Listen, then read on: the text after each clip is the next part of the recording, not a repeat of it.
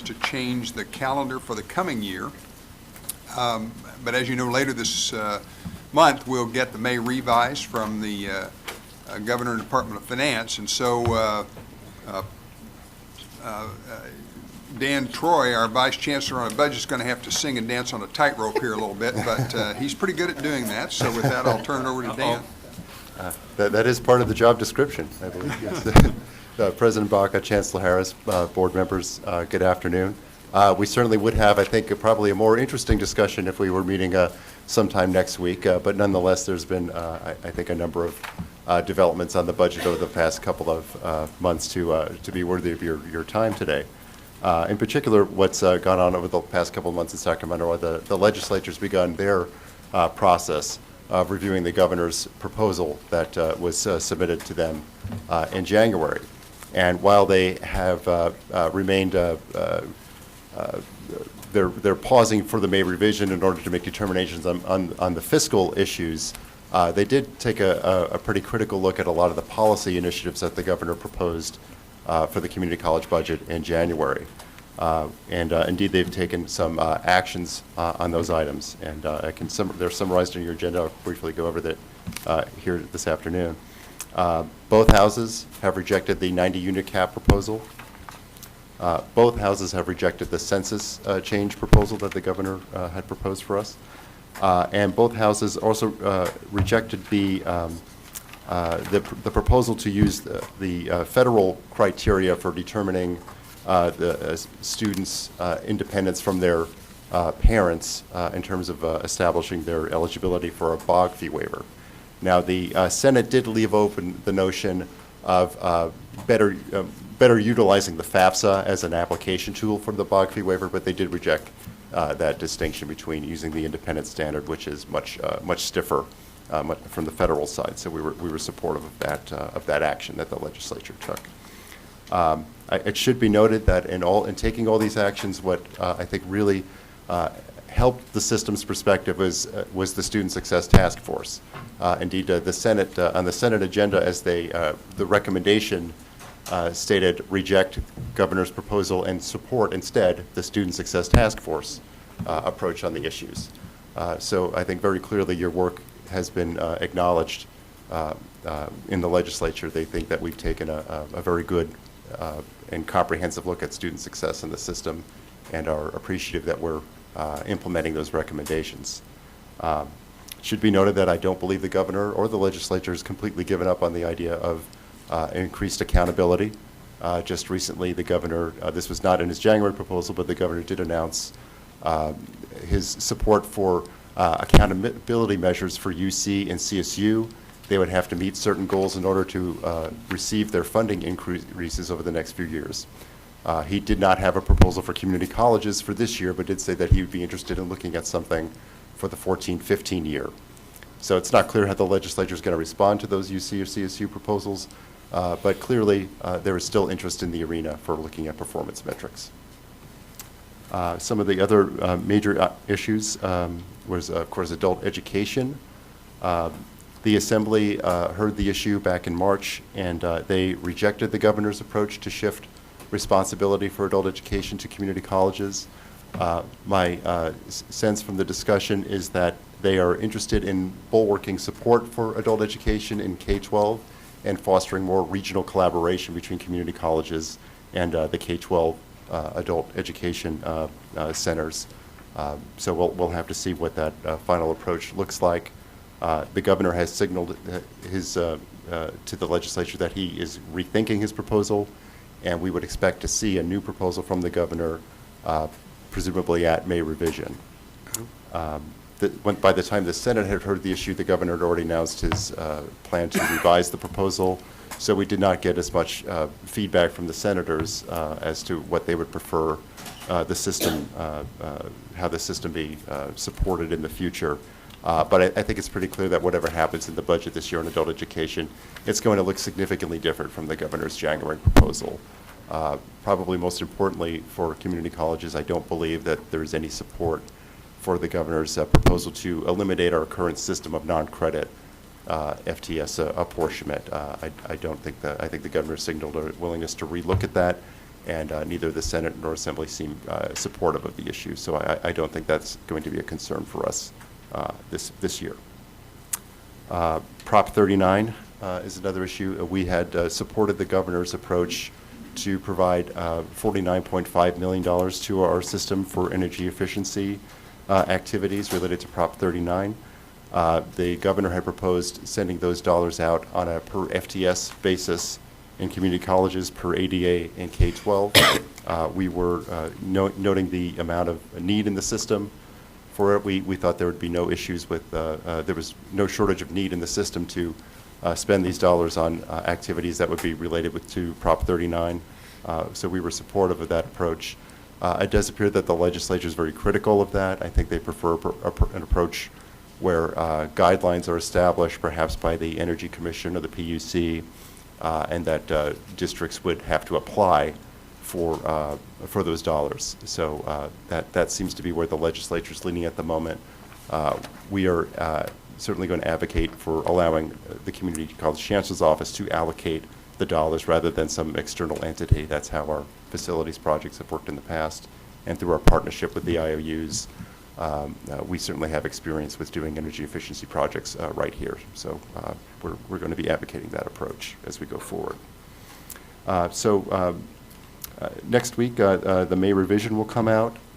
It's not clear what that means for the budget year at this point, but it is pretty clear from the publicly available resources that current year revenues are way ahead of expectations. Some $4.5 billion is apparent. It looks like that most of all of those dollars will buck up the Prop 98 guarantee. So that's good news for us. What it does not necessarily tell us is what that means for the budget year. There is some concern that the reason for a lot of the current revenues may be people cashing in capital gains to take advantage of tax changes or accounting changes that went into place. So the additional revenues may not indicate a new ongoing higher level of support going forward. It may just be a one-time bump. So that's something the Department of Finance's economic experts will be looking at over the next few days as they make their estimates for the budget year. I will say our number one goal for the current year will be making sure that the Department of Finance and the legislature honor their guarantee to backfill our RDA revenues. They had estimated about $350 million in RDA revenues for this current year to support our budget.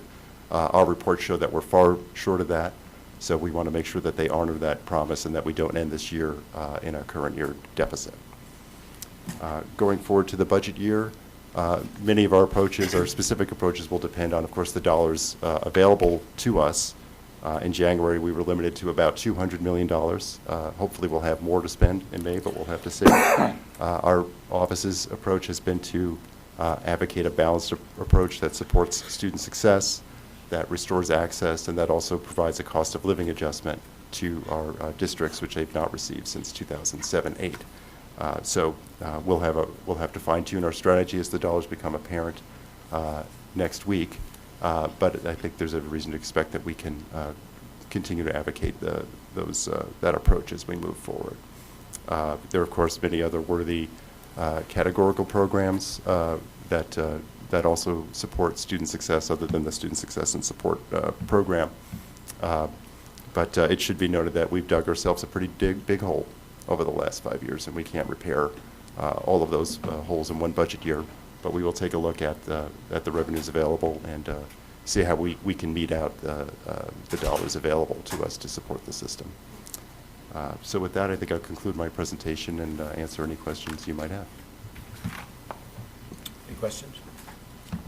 Comments, Chancellor? I do want to make one or two additional comments. I want to underscore something that Vice Chancellor Troy said about the potential for added revenue and the impact that may have on the system. I think in the conversations we've had with the administration and the Department of Finance, it's clear they're going to be extremely cautious about allocating any additional money for ongoing purposes. And it's also clear that this governor and to some extent the Department of Finance are very serious about paying down the deferrals. And so I think one of the potential outcomes from those two things is that if there is more money on the table, it's not inconceivable we could see the governor recommending that the deferrals be paid down even faster. And that allows them not to commit it to ongoing funding, and of course also gets at what the governor wants to do, which is pay down this deferral or the borrowing or the wall of debt as quickly as possible. So I think that when the May revision comes out, it won't surprise any of us if there is some more money there, but it also might not surprise us if it's not even allowed to be used for one-time only expenses in the system. So I think we should all be prepared for that. Any questions? You know, I realize it still needs to look at the revenues in a much more detailed form, and that's still going on.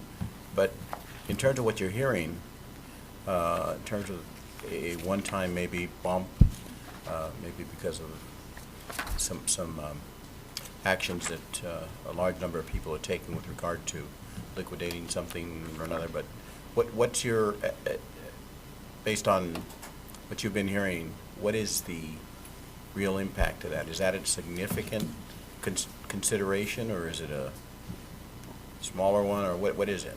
Well, I do think it's quite likely that the current year will be, obligations to K-14 will be up considerably. So I think the choice of the governor and the legislature will be to say, or do we want to spend these dollars on one-time issues, perhaps pay back mandate obligations or deferred maintenance, things of that nature. Some of the more creative minds have suggested things like using those one-time dollars to prepay the deferral buy-down obligation in the budget year, which would actually create more room for budget program in 13-14, if you will. So I think there's a lot of opportunity for creative minds to work. I realize that my question is a little bit different, but what portion of the uptick of the 4.5 billion would be what might be viewed as one-time revenues? Oh, I think I need to wait for the Department of Finance to make their Right, judgment on that. and I would question expect a rather healthy chunk of it. It probably is one time. I hope that it indicates that the economy is improving, and with the Prop 39 tax revenues increases that we're having a better future economic forecast than we saw in January. But I would expect a significant chunk of that to be one time in nature. Okay. Any other questions, comments? Vice Chancellor Troy, thank you very much. Thank you. Okay, Vice President Baum. We have some members of the public who wish to address the board on this topic. The first is Jamie or Jaime Dillard from Butte College. I'm guessing Jamie then. It's Jamie.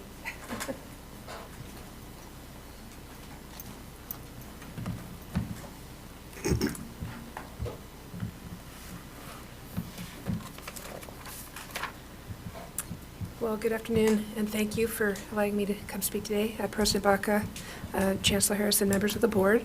I'm the Director of Disabled Student Services at Butte College, and I want to just highlight the issues, the challenges that we've had at Butte College, and then some of the issues statewide. I'm going to be reading from a bulleted list, so stop me when my 2 minutes is up. So at Butte College, I've been there for about 2.5 years now. And so I've lived and breathed a lot of what you're all talking about. So retired positions haven't been replaced. Staff have been laid off, and the effect on students has been profound. And as much as my staff are very committed and trying to maximize efficiencies, it's not enough. So statewide, a lot of you are aware of the issues that are happening statewide. I just want to highlight, as many of you already know, that DSPS provides accommodations and support so students with disabilities have equal access to instruction and activities provided by the college. As many of you probably know, equal access is a civil right. It's guaranteed by federal and state law. I'm not going to list those, but the highlighted ones are ADA 504, state and education codes. As you're aware, also, DSPS funding was cut by 40%, approximately 4 years ago, while the rest of the system experienced a 12% cut. There have been devastating effects on access for students with disabilities, as I indicated. Not only are students with visual impairments not getting their Braille on time, or in some cases not at all, interpreters for the deaf are not being provided on a timely basis, and production of alternate format for students with learning disabilities and other types of disabilities are not being provided in a timely manner. In some cases, students are waiting several weeks just to have their accommodations approved, and you can imagine from a student success perspective the devastating impact that can have. There's been an elimination or reduction of services and instruction for students with disabilities, thereby affecting their success. Learning disability assessments are either gone completely or reduced significantly. Tutoring is gone from almost all colleges throughout the state, specialized tutoring, that is, for students with disabilities. Intervention with faculty regarding accommodations obviously has been reduced, as we're not able to spend as much time doing that kind of collaborative work as we'd like to. So education of faculty, staff, administrators regarding disabilities is also reduced. Access to assistive technology and software is similarly reduced, as is access to adaptive PE classes. And as some of you may be aware, those of us on the front lines are keenly aware, we're seeing a real spike in the number of students with autism spectrum disabilities, for example, veterans with PTSD, concussive disorder. A lot of them have newly acquired disabilities, and students with psychological disabilities. Thank you for your time. Next is Will Bruce.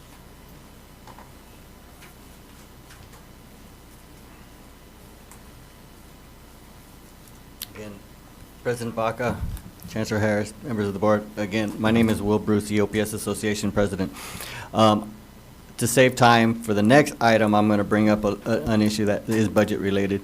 EOPS program is one of the shining examples of, I'd also like to ditto everything the DSPNS person just said, so I don't have to say all that. Services were cut in EOPS as well.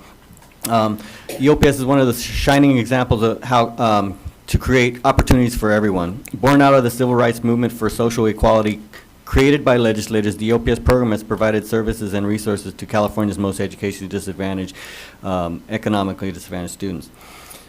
Senate Bill 705, Marty Block's bill, reaffirms the commitment of the legislators to continue to protect and restore the programs that were created to serve the neediest students at the California community colleges. We are asking for the Board of Governors' support to ensure that the poor and educationally disadvantaged have the opportunity to participate in society.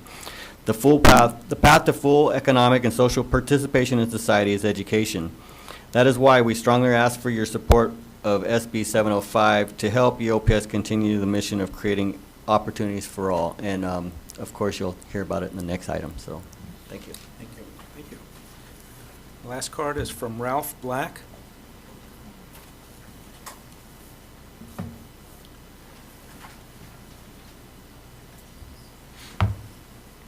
While Ralph is coming to the table, let me remind all of you that he served with distinction in this agency for a number of years. He's a colleague of ours. Some of you on the Board of Governors know Ralph, but many of the procedures and Title V changes this board operates under were thanks to his hard work and architecture years ago. Ralph, welcome. Welcome, Ralph. Thank you. Good afternoon, President Baca, Chancellor Harris, and members of the board.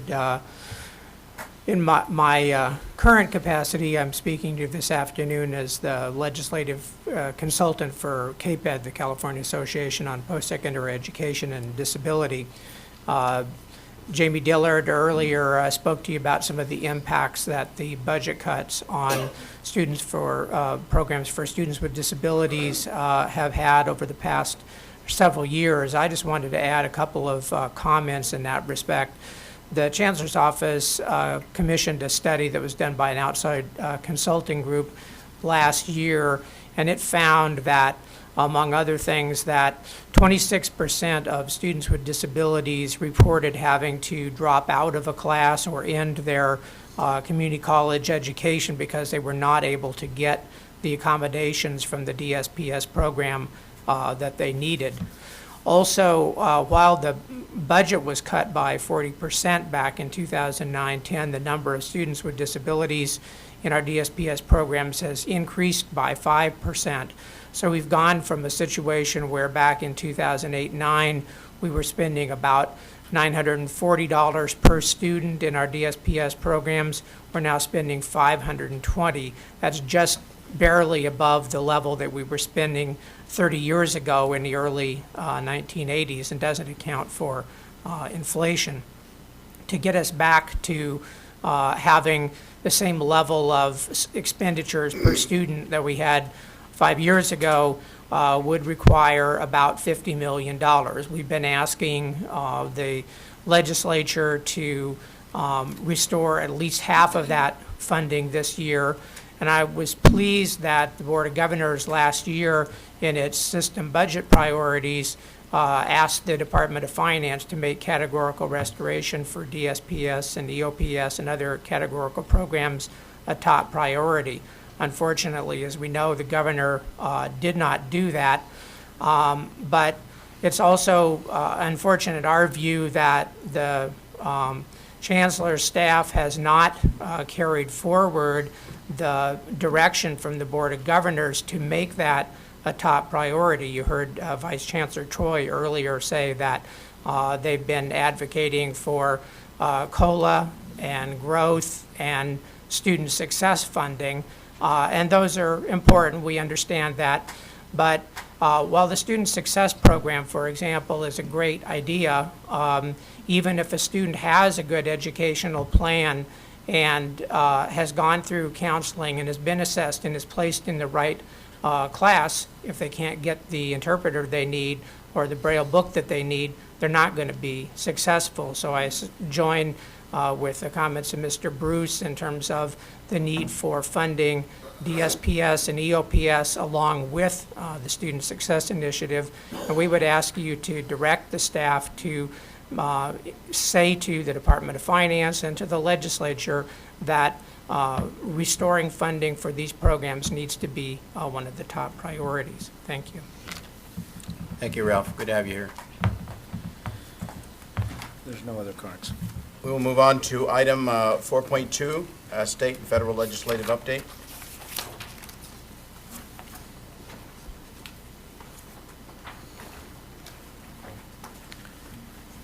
President Barker, members of the board, at this time I ask Mike McGee and Vice Chancellor Stewart to bring you up to date on some of the key pieces of legislation currently under consideration at both the federal and the state level.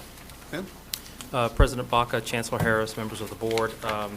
As this is my fourth day on the job, I'm not quite yet up to speed on the 200-plus bills that we're tracking, so I've asked Director McGee to give a highlight of the narrative on the state legislation as well as the federal legislation and the matrix. I would like to point out that the state narrative and matrix was handed out to you today, so that should have been in front of you, and the federal update is in your agenda packet. So with that, I will turn it over to Mike. Thank you, Vice Chancellor Stewart, President Baca, members of the board, Chancellor Harris. As Vice Chancellor Stewart said, the state legislative update narrative is in the package. There were a number of changes to legislation which required us to update the narrative up to the last minute. The bills were changed in order primarily to meet the May 3rd deadline for policy bills to meet out of committee. If they didn't do that, then they may not move forward.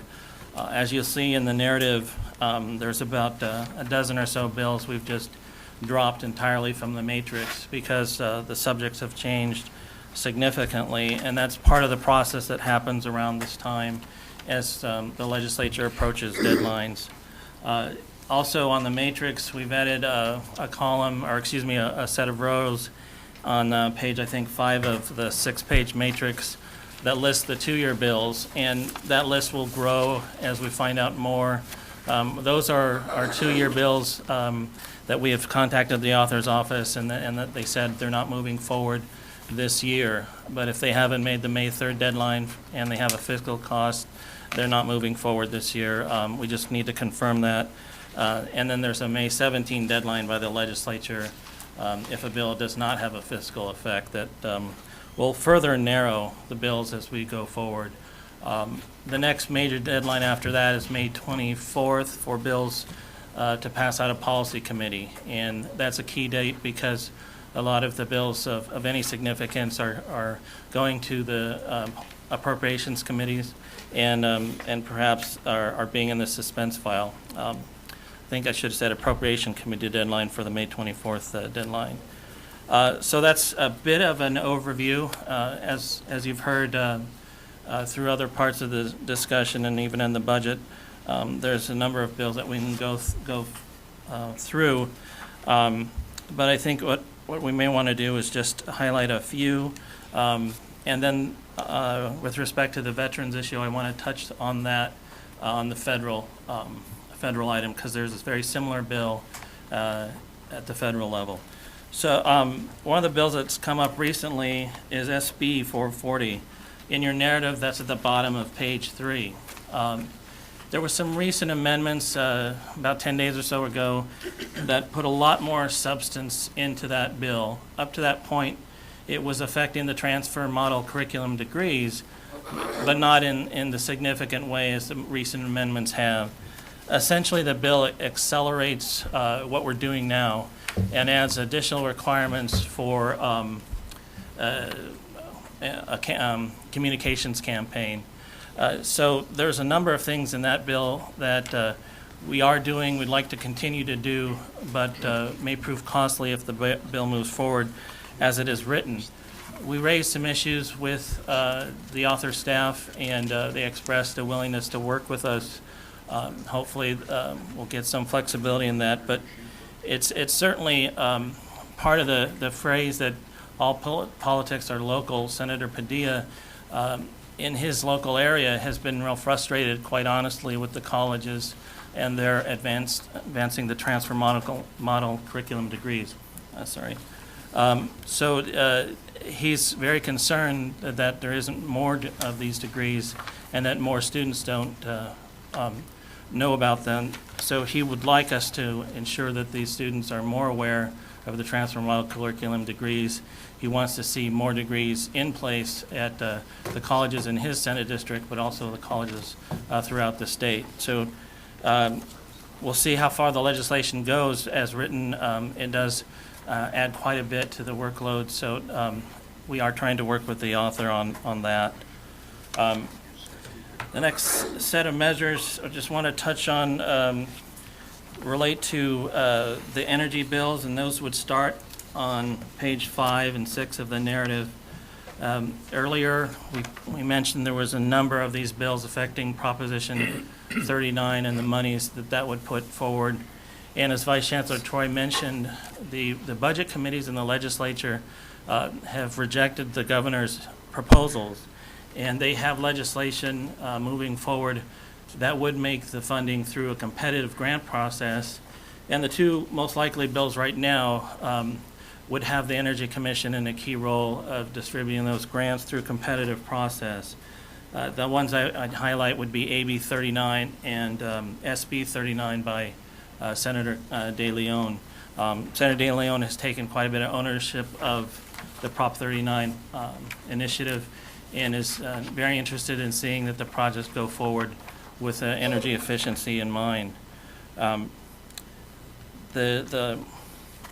I do want to mention, since it was brought up in previous testimony on page 8, SB 705 by Senator Marty Block.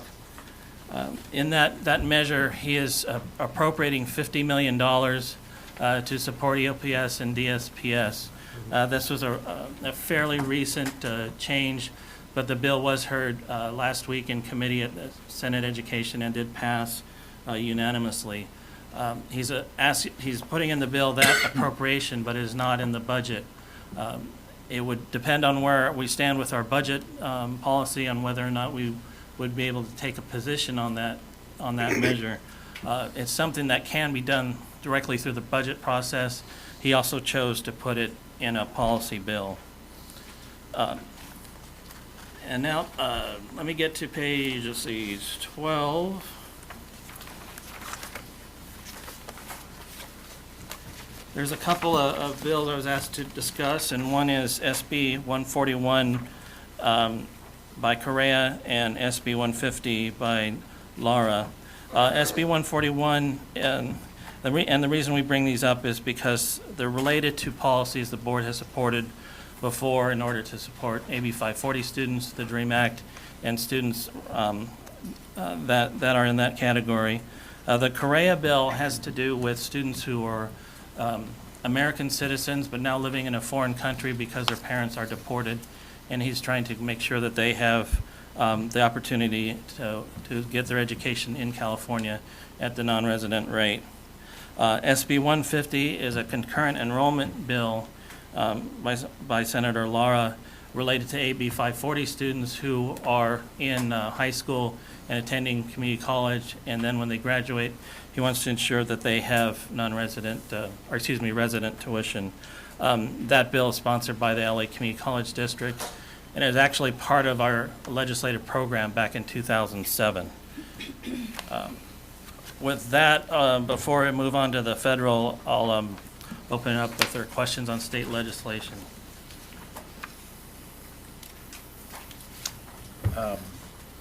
Member Ramos? Thank you, Mr. President. So just a question of clarification. If I'm not mistaken, earlier, we took action to put our weight behind two measures that are on the legislative agenda.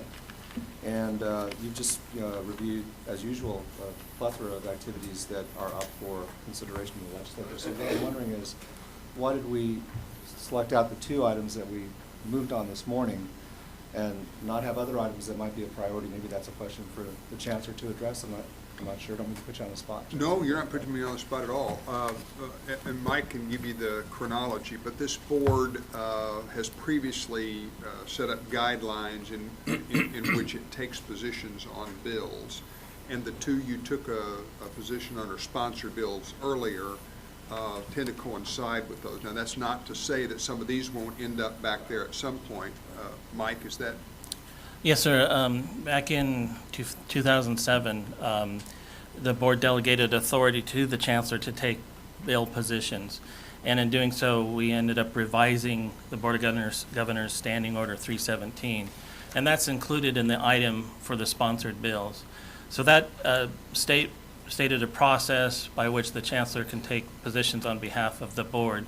But through that discussion, what was left out was taking sponsorship authority. That was remaining with the board, and we've subsequently had a discussion clarifying that the board also retained the authority to take positions on initiatives. So the Standing Order 317 delegates authority on bill positions to the chancellor on behalf of the board, but the board retains its authority on bill sponsorship and statewide initiatives. And that's, internal standing order that was worked out because of some issues on the DREAM Act and our board members not being able to make it through the process in the Senate. It's all coming back to me. Thank you for the clarification. Appreciate it. Vice President Baum? Just as you were going through the list, one caught my eye about Speaker Perez's post-secondary education about a California Higher Education Authority. Do we know what that is? Would that essentially be the same as CPEC or something completely new that would have governance? It's very similar. There are many folks in the legislature that do believe there needs to be an independent state body to oversee the three systems of higher education in some way that is more efficient, I would say, than CPEC. But otherwise, I think you're correct. Any other comments, questions? All right. Moving on to the federal item, as you notice, that item is in your board agenda because of the process is different, and the way the federal moves legislation is slightly different than, it is very different than the way the state of California does it. So that information is fairly stable, although the discussions about the budget at the federal level and the discussions about or the Higher Ed Act and Pell Grants, there's a lot of ideas percolating in D.C. That some of us find in various publications because of the interest in that in our system. At this point, we basically use for federal information some part-time staff collecting, are part of the time of one of our staff collecting information, putting it together so that we can compile the report for you. Some things move a little faster than we have the ability to catch because our federal effort is very limited. But I did want to focus on H.R. 357, the Tuition Fairness Act. That is very similar to the bill that was briefly mentioned by Chavez, AB 13. And there's also a very similar bill on the Senate side, SB 290 by Knight. Both of these are trying to give non-resident, or I keep saying the wrong one. They're trying to give resident or in-state tuition to veterans, no matter where they come from. H.R. 357 also has a similar similar bill in the Senate, S.R. 257, which would do the same thing. As H.R. 357 has been moving, about 42 members of Congress have decided to what they call co-sponsor the bill. 5 of them are Californians. 2 of them are former trustees, including Representative Mark Takano and Grady McLeod. It's a very popular bipartisan bill. It has been referred out of the subcommittee to the full committee, but they have yet to take a vote on that measure. Also of note, there's about 20 states that already have similar legislation, and a number of states that have legislation in the process to provide in-state tuition for veterans coming to their states. So California is by no means a leader in this effort. With that, I can leave the federal report with the item that's in the board agenda. Other questions? Questions?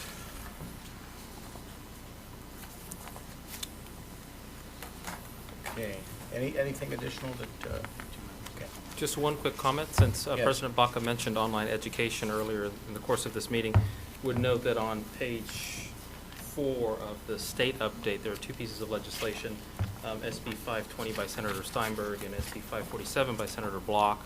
I think these are obviously 2 pieces of legislation that we're going to be watching very closely, as well as the governor's proposal on online education, and seeking to ways in which we can contribute to that conversation and move something forward that makes sense, I think, for all the institutions of public higher education. Yes, absolutely. Okay, we do have. Before we go to public comment and excuse our 2 presenters, I do want to publicly thank Mike McGee for his service over the past many months as Interim Vice Chancellor for Government Relations. He did a fabulous job with the Washington, D.C. trip this year under really tight timelines, and Mike, all of us appreciate your hard work. Thank you.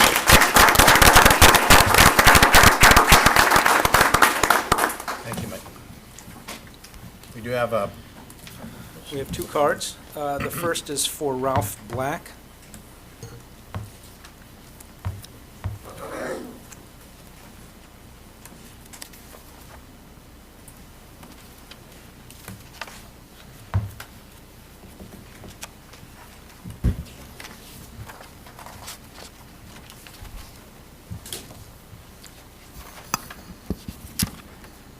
Hello again, President Baca, Chancellor Harris, members of the board. I spoke to you earlier, as did another witness, about the serious impact that budget cuts have had on the DSPS program, and ask you to ensure that the staff carry forward the board's priority of seeking restoration of funding for those programs now that there is some new money available in the budget process to be able to address some of the needs that the system has incurred over the past several years.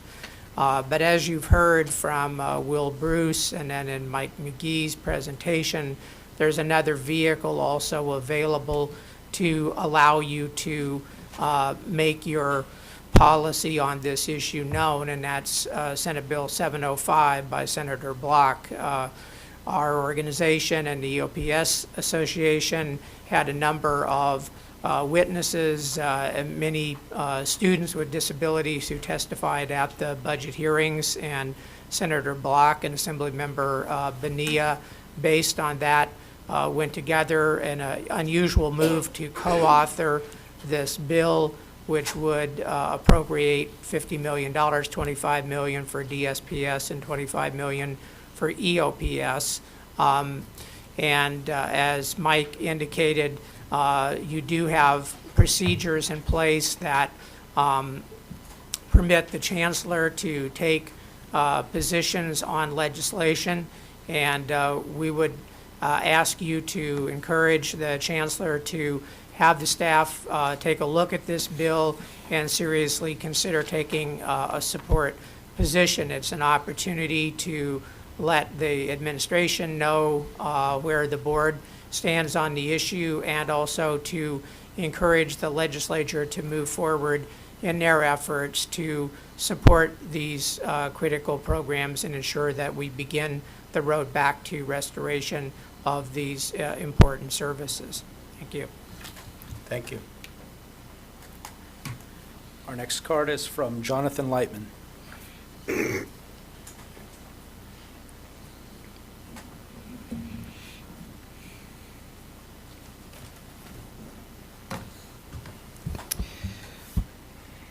Good afternoon, President Baca, Chancellor Harris, and members. I'm Jonathan Lightman on behalf of the Faculty Association of California Community Colleges. I do also want to acknowledge and to thank Mike McGee for his tremendous work, both on the federal and the state level, and also congratulate Vice Chancellor Stewart. We worked together at when he was in Governor Davis's administration, and I know that he's going to do really well here. And as you all know, this is a very difficult time because the amendments are flying, and I believe that your staff does a tremendous job in not only keeping you, but really keeping the field abreast of all the changes that is happening in the Capitol. I'd like to discuss today Assembly Bill 955, which would allow community college districts to establish a two-tier pricing mechanism during summer and winter intersessions. This is something that the Faculty Association, along with other faculty groups as well as student groups, have vehemently opposed. It was introduced, this concept, twice last year. It was defeated both times. I mean, we have a tremendous philosophical problem with the bill, which I'll address in a second, but I do want to first start by saying that as much as we understand the access issue, and I believe that the Chancellor's Office did a great service in doing the survey that was released in October, we are in a different time. Proposition 30 has allowed for some money to go into base apportionment for next year to increase access. If you look also at the LAO's CalFAX, you'll notice that our organic demographic of 18 to 24-year-olds has gone from a net positive to a net negative, which does create a difference in terms of the demand for our system, and our unemployment rate is down. That has led to a number of districts going from having excess demand to being on stabilization funding, and so that the argument that's being promoted, even if you agreed with the philosophy, is a false argument in support of AB 955. Now, there was an editorial this weekend in the Sacramento Bee, and it was also copied in a number of other newspapers around the state. And it concluded that districts should not set up a system that favors the haves over the have-nots. It compared it to being in a supermarket and saying that, I can pay $5 extra for a tomato, so I have the toll lane available to me, and I can cut in front of everybody, even though other people are equally hungry. So what I would encourage you to do is to take a very strong stance against this proposal, not just in terms of the demographic information that I cited, but also in terms of the philosophy. And I do appreciate, for instance, Member Belansky's question earlier about student equity plans. I think that the more that this board says that it is committed to student equity in the California community colleges, it affirms exactly what is right with this system. That we were built on the principle of educational democracy, and despite budget cuts, educational democracy is what will keep us great. Thank you. Okay. Vice President Bone? That's the last card. But I also do want to extend my thanks to the Interim Vice Chancellor McGee, because in addition to the federal event that we went to where we advocated, I think we also had a very effective state capital advocacy day after our last Board of Governors meeting. And I had several meetings that were quite productive with individual legislatures, and I wanted to express my thanks for that as well. Okay, we'll now move on to last item for the day, item 4.3, update on implementation of Senate Bill 1440. Thank you, President Baca, members of the board. I'm going to ask our soon-to-be State Academic Senate President to join Eric Skinner and give you a quick update on 1440.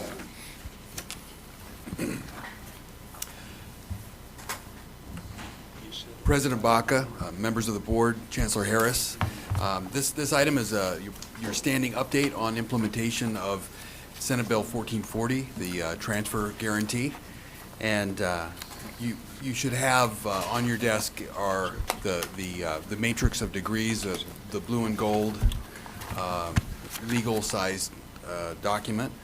And so what I'd like to do is provide an update on kind of where we are in terms of degree approval. And I'm glad to have Beth Smith with me here today, and she can provide the Senate's perspective on where we're at. So in a nutshell, we're continuing to move forward. The colleges are doing some very impressive work in terms of bringing these new degrees online. As you'll see, some of the numbers that we look at during the standing update include the total number of degrees approved. So we've reached the number of 671 of the new associate degrees for transfer that at this point have been officially approved and are available to our students across the state. That there are another 988 degrees that are currently in process, both at the local level in terms of development and then also at the state level. So there's an even greater number of degrees that are moving through the process now. So in the coming months, we will see these additional degrees come online. At the 671 degree mark where we're at now, that represents about 40% of full implementation. Again, using this metric that we've established of having an expectation that for each college will implement associate degrees for transfer in each of the disciplines that they offer. And so that establishes a local goal. And at 671 degrees, we are 40% of the way there. So I think we continue to be at a place where we can say we've made a significant amount of progress, but we have some heavy lifting ahead, and we need to keep the momentum rolling. I was just going to offer a few other data points, observations about where we're at. At this point, we have 17 of our colleges rather, with 10 or more degrees in place. I think that represents a fairly robust presence of these degree pathways on a campus. And so 17 of them are leading the pack, and it's quite impressive. 66 of our colleges have 5 or more degrees, which I think could be fair to characterize as kind of a beginning presence on a campus. So again, those are some indications of the forward momentum and the achievement that has been that is already out there on our colleges, on our campuses. At the same time, I would note that 46 of our colleges have fewer than 5 degrees in place. So that's a fairly significant number of our colleges that have a fairly minor implementation at this point. 15 of our colleges have only 2 degrees in place, which was the minimum threshold for compliance in the first year. And so I think as we continue through this process of implementation, I think we're rapidly entering that phase when we need to not only lump praise on those that are leading the pack, but I think we need to start paying increasing attention to those that are lagging behind. And so we've begun doing that in the office. Vice Chancellor Russell has started to kick into nag mode in terms of sending out emails and calling presidents, and we will be ramping that up. I think you recall in the first year of implementation, in which the board established two degrees in place as the minimum threshold for compliance. We went through a similar process, which was, the first couple months of implementation, we spent a lot of time focusing on the colleges that were getting the degrees in place, and we praised them and encouraged that and really set them out there as models that we hoped our other colleges would strive to achieve that level of implementation. But as time moved on, and we got to the place where there were 7 colleges that hadn't made the threshold, we started identifying them at the board meetings, and we would call them on a regular basis and send letters to those colleges. And eventually 7 became 5, it became 3, and eventually all 112 colleges got on board and achieved the threshold. So I think we're moving into that phase where there's going to be a need for a little more stick, and so just be warned on that. And whenever we as a chancellor's office turn up the heat on the colleges, there's always the potential of that and likelihood of that being heard publicly, including to you as board members. And so I just want to put you on notice about that, and that's what we intend to do, because that's what we need to do to keep making progress. And that's our impression, that you as a board are very committed to our system achieving these goals, and so it's our assumption you'd be supportive of us ramping up that accountability. So I also wanted to note that we have an upcoming implementation and oversight committee meeting, in which we'll be getting together with leadership from CSU again, and we look forward to doing that. We'll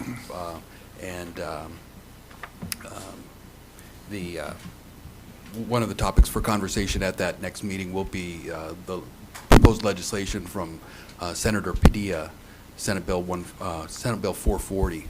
And so we're looking forward to having a robust policy conversation there. I think we share the senator's strong desire to see this move forward and become the default pathway. These transfer guarantees should be the dominant pathway for our students to arrive at CSU, and we're fully committed to getting to 100% implementation on this. And so, again, we'll be discussing that at the Implementation and Oversight Committee meeting, and hopefully have representation from the senator at that meeting as well. So with that, just kind of an update of where we're at in terms of degree approval. I wanted to turn it over to Vice President Smith and see if she had anything she wanted to add in terms of the update. Thank you, President Baca, Vice President Baum, Chancellor Harris, and members of the board. It's really wonderful to be here on behalf of Michelle Pilati. Thank you for the warm welcome in my newly elected position. I officially take over. Yeah, I assume duties on July 1st. And I'm getting my running shoes out now so I can try to keep up with Michelle in the next few weeks to make sure I know what all she has set in place as we move on with the Academic Senate. So I just wanted to thank you for approving the grant for CID. That was part of the grant process package that you already approved. That funding is really necessary for us to continue to support the infrastructure behind the degrees, and we continue to work with the Chancellor's Office to look for additional funding to support CID. So I just wanted to thank you for your support through that grant approval. Eric mentioned that the IOC will be meeting soon. That's the Oversight Committee. The faculty work group under the IOC that reports to them about curriculum. We have this curriculum work group between the two segments, between CSU Senate and our Senate, working on all of the degrees and the policy implications of the curriculum, are still struggling with when to say enough is enough in terms of the TMC template development. We don't want to leave students out, and yet we also know that there is at some point at which you don't have too much return on your investment for a statewide system. And that was the whole intent, as we understood it, behind 1440, was to develop a statewide system of implementation for these degrees. I also wanted to call to your attention in this chart. Eric brought to your attention some numbers, but one that really stands out for me that's really impressive, I think, for students is in the column just past all the colored boxes. It's the one that's called ADT certified in a new discipline for the college where they previously had no AA or AS. And if you look at the total at the bottom of page 3, and you can see that our system now has almost 600 new degrees available for students that we didn't have before. So one of the great benefits of this program is now having additional opportunities for students. And while I know you guys will get the stick out, I just wanted to make sure everybody knew that we have gone a long way in making additional degree options and pathways available for students. And just one more shout out to Mike McGee. Did he leave? Oh, there he is. On behalf of the Senate, it's been great working with Mike while he's been in that role, and we look forward to working with Vice Chancellor Stewart on SB 440. That does cause us a little bit of concern. We will be looking at more detail about the Senator's interests with regards to the degrees and what his plan is. We see some conflict there between what was a statewide program and now looks like might be reverting back to something locally developed. So we just have some concerns based on the work that we've done up to this point. Thank you.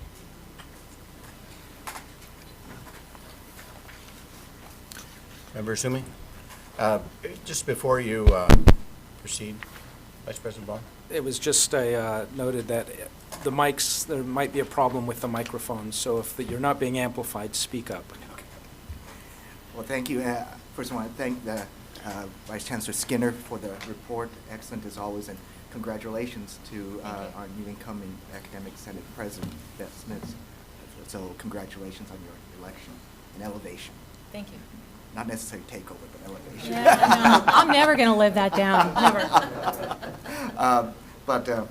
No, I actually the question I had, it's actually more of a compliment. Is when I was looking at the percentages of for the different colleges that had gotten towards their target, I noticed that one of the higher achievers is Pasadena City College, and I just was curious, since Vice President Baum is there and is on the board of trustees there. I mean, why is it that your colleges have gone so far, made so many strides, versus those where the various vice chancellors get the nag stick out?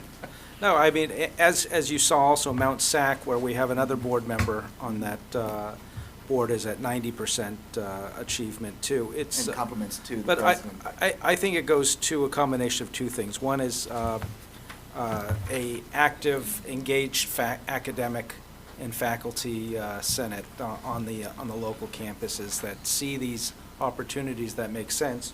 But it's also the public communication and leadership given by the Chancellor's office and others saying, this is a priority.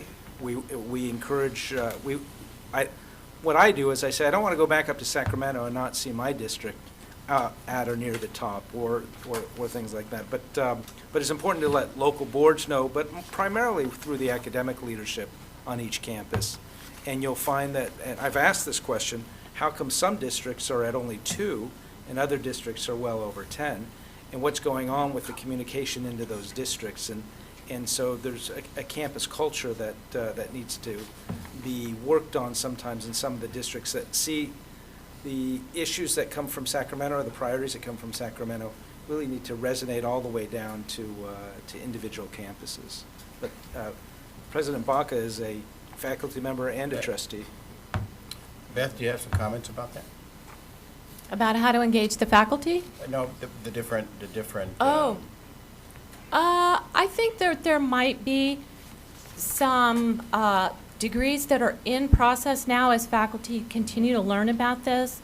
There was that initial push to at least have the 2, and at that point there weren't too many TMCs available, but now that there are more available, and faculty and curriculum committees and everybody are getting a little more experience about how to do this, I think you're going to find that there will be more. And as Eric mentioned, there's almost 1,000 in process right now. So even if they're not there yet, we're almost on that threshold of really causing the chancellor's office to have a lot of work when all of those degrees are submitted, and that's going to be a good thing. Yeah.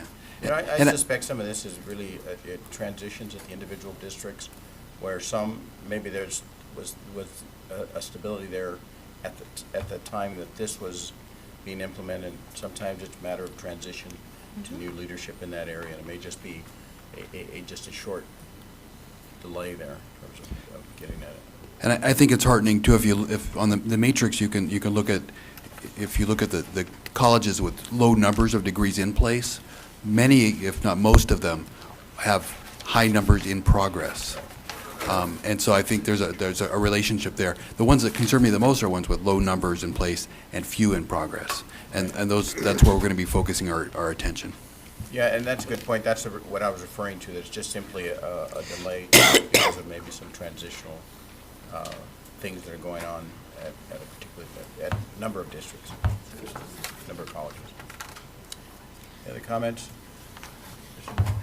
Member Reed. You know, I'm not as optimistic as what I've heard around the table here today, and we set out a mandate of 80% compliance, and I don't see it in the numbers, to be honest with you.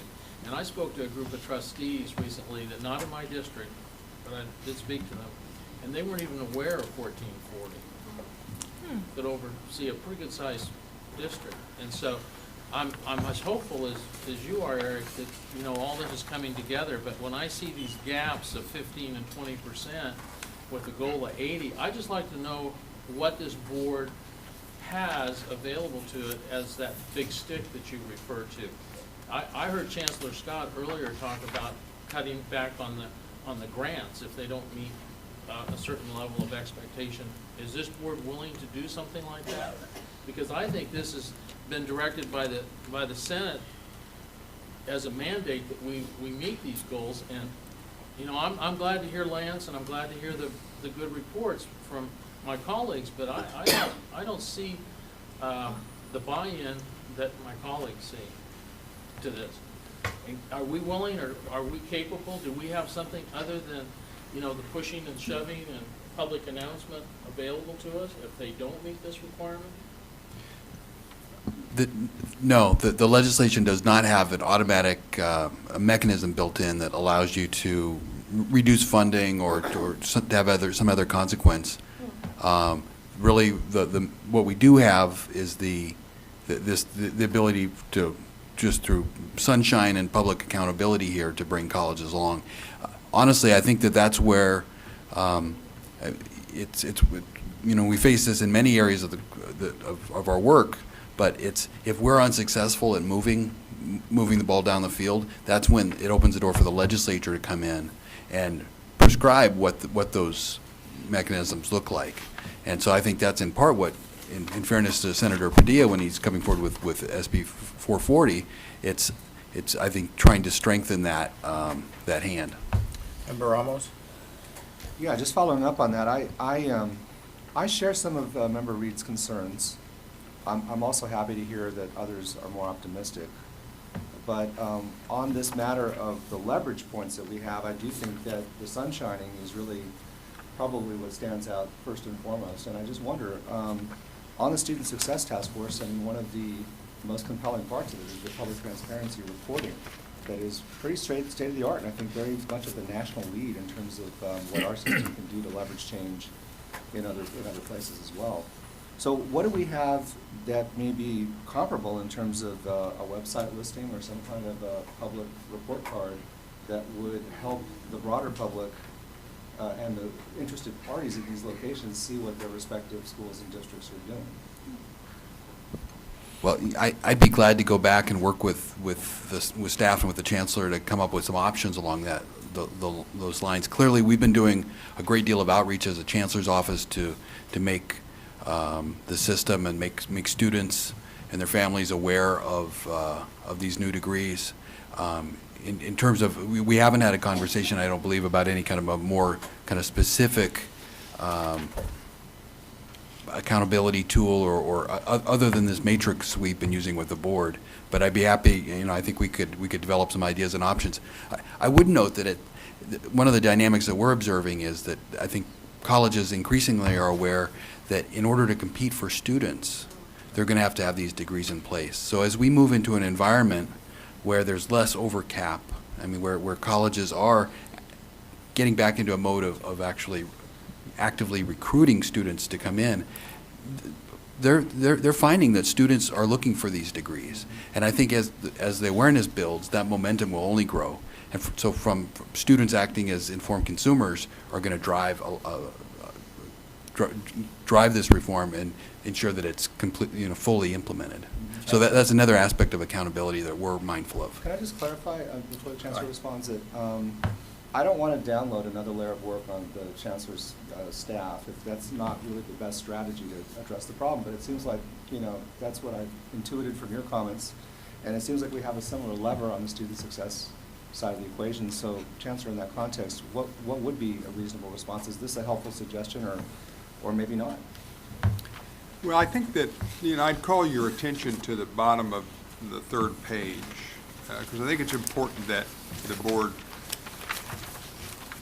sort of have a clear understanding of what our goal is and where we are. You'll notice in the first column at the bottom, the goal is to have 1,658 of these, which, by the way,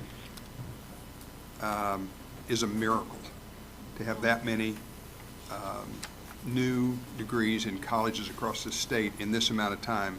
It's almost unbelievable.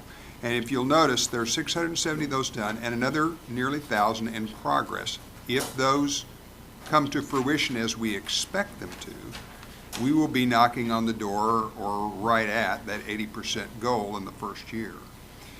I think anytime you're trying to cause the kind of change that we are in this system, there's a very delicate balance in bringing people along, and you just have to be very careful that you don't try to get an organization to go too far too fast and have people, really hard-working people, begin to sort of shut down. And I think there are those outside the system who suggest we are missing the mark, and in fact, I'd argue pretty vehemently that they're wrong about that. So are we going to hit exactly 80% on the 1st of July? I can't sit here and promise you that, but I really do believe we're going to be at or approaching that 80% goal at the end of this academic year, as we promised. And I also believe that a year from the 1st of July, when we're to be at 100% of that goal, that we're very likely to hit that. In fact, I'll sit here and predict,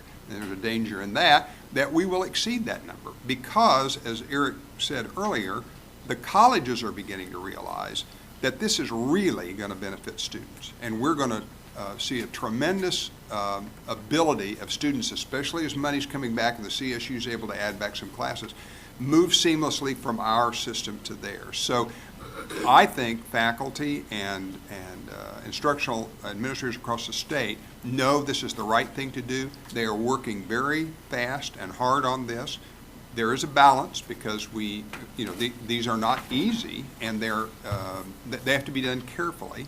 And anytime you're getting a university system and a community college system as big as CSU and us, you get those faculty working together, faculty, that's a challenge too. Not because faculty are unwilling to do that, but because these are very different systems and they require a lot of work to line all that stuff up.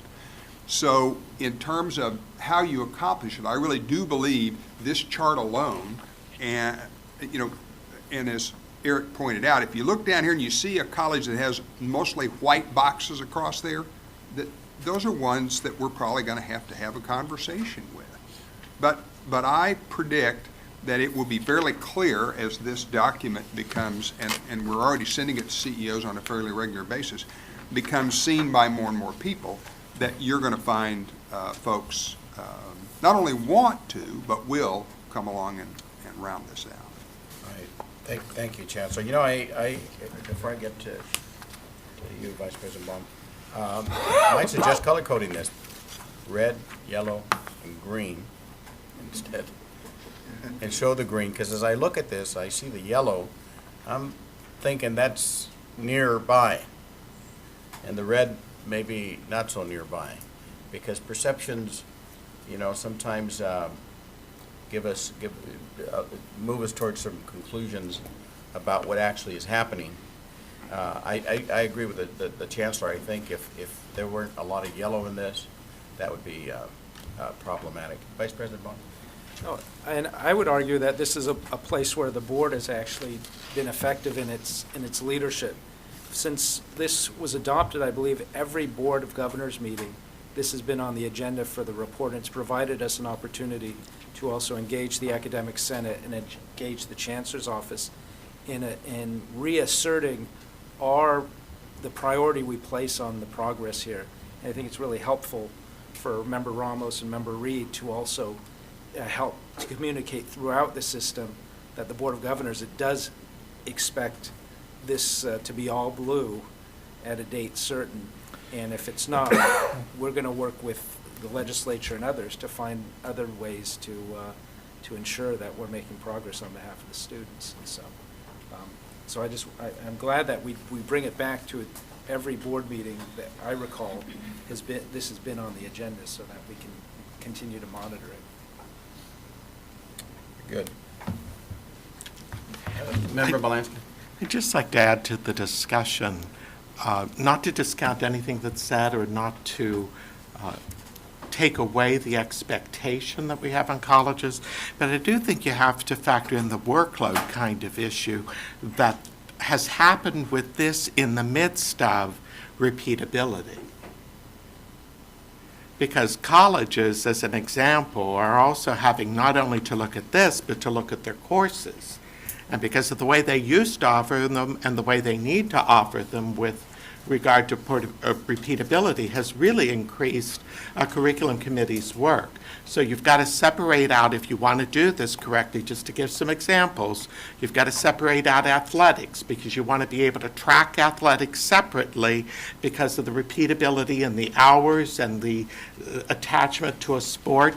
Then some colleges are separating out what's in kinesiology and what's in PE even before they get the kinesiology one done. Is just an example.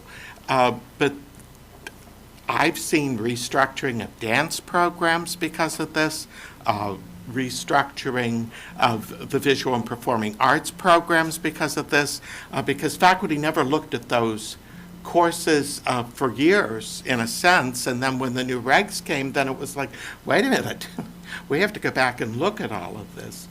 Or even other things that I think prove to be challenges, and if you see like these curriculum listservs and the kinds of questions people put out, what do you do with a physics one where you have 5-unit physics classes which you need to reduce to 4 units to get it within the 60 units, but you've already got the 5-unit course articulated with the system.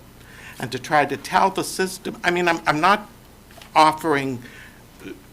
trying to discount what's being said, but to add into the kind of issues that come up, or the computer science one. Any significant number of colleges that have said, because the way we have our units done have been done for years, and the way they've been articulated with the UC and CSU system, to try to conform to this has now become problematic. So, I mean, I think as we do this, we also have to have the bigger picture about what this means for a curriculum committee, what it means for departments. It doesn't answer it for all colleges where they've done very, very, very little. They should be encouraged to do a lot more. But at the same time, I do think we have to factor in these other elements as we go through this. I mean, we've held, just as an example, in my district, we have a once-a-month district curriculum committee meeting where the 4 colleges' work has to go to the district for approval. We've had to increase those monthly meetings because we're getting 26 and 27 pages of curriculum action per meeting. So just, you know, as we do this, to get a big picture. Very good. Any other comments? Chancellor, you? Okay. Thank you both very much. And the color coding's fine.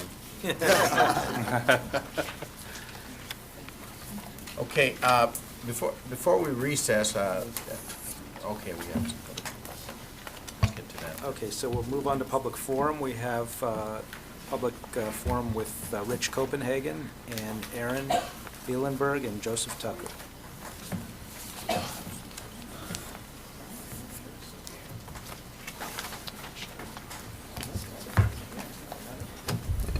All right. Hello, hello. My name is Rich Copenhagen. I'm the president of the Student Senate for California Community Colleges. Thank you for providing this time for us to speak with you. To my right is Aaron Bielenberg, our communications officer, and Joseph Tucker, a senator from the Los Angeles area. We are going to be super brief in our 3 minutes to give you a quick update of what the Student Senate has been up to. First, Aaron's going to talk about our General Assembly, which just happened a week ago. And Joseph Tucker is going to talk about some of our legislative activities, and then I will close up. Okay. My name is Aaron Bielenberg. Last weekend, we held one of our General Assemblies, which is where student leaders from all around the state gather and talk about issues and vote on resolutions to guide the organization. We had about 89 college delegates that represented their respective colleges, and overall over 620 attendees. We had some great keynote speakers and breakout sessions from the Chancellor's office and from elsewhere, and it was one of the biggest conferences that we've had. Some of the issues that were brought up in the resolution session was peer-to-peer counseling, financial aid discrimination, which we haven't actually talked about really in the past, mental health resources, polling places at local community college campuses, and out-of-state tuitions for veterans, out-of-state tuition fairness for veterans. And those are all issues that the organizations have been guided to talk about. And we also took positions on some legislation, which will be right into the Tucker's report. Thank you. Hello, folks. My name is Tucker from Los Angeles Trade Tech. And right now we are looking at expanding the Cal Grants program, seeking to redirect some of the governor's buy-down deferrals to actual usable funding, pushing back on some of the detrimental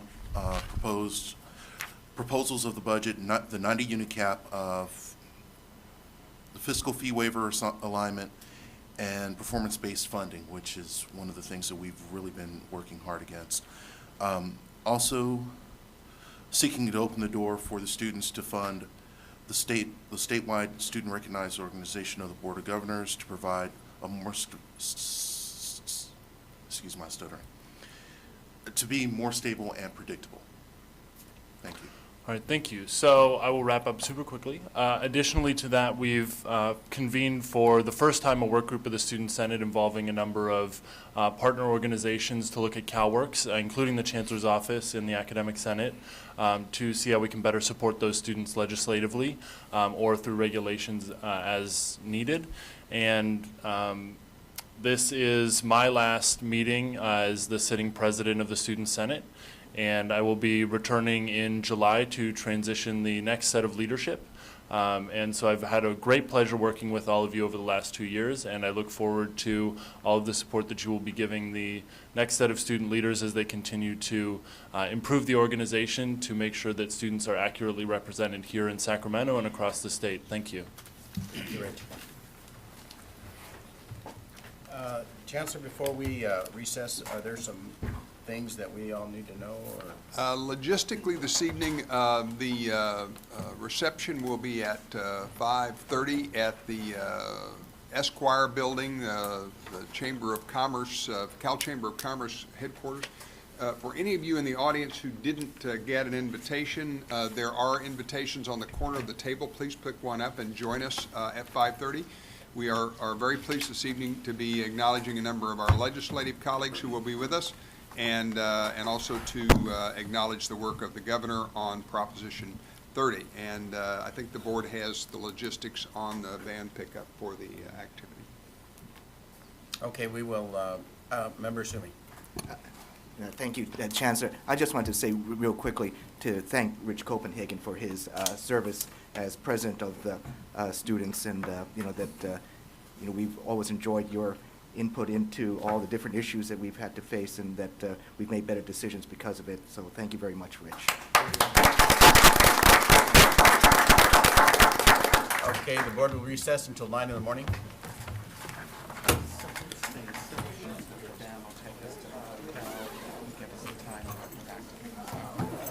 It always has.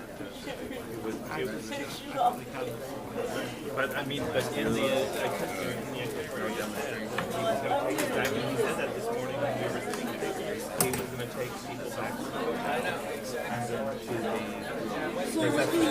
to the guess I'll have to ask. He was going to pick us up by that time, 5:30, because